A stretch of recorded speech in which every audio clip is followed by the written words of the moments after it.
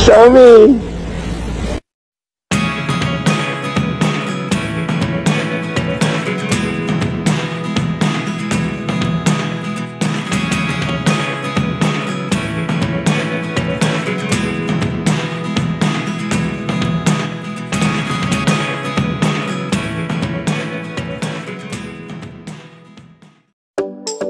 Janine Gutierrez nakaboto na nga rin po.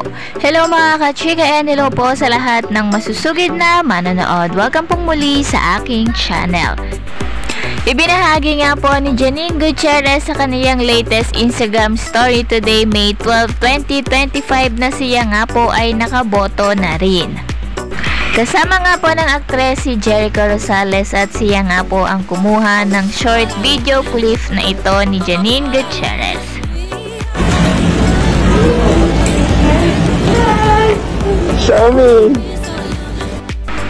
Anyways, narito naman nga po ang greetings nila Janine Gutierrez and Jerica Rosales para sa Mother's Day para nga po sa kanilang mga mahal na ina.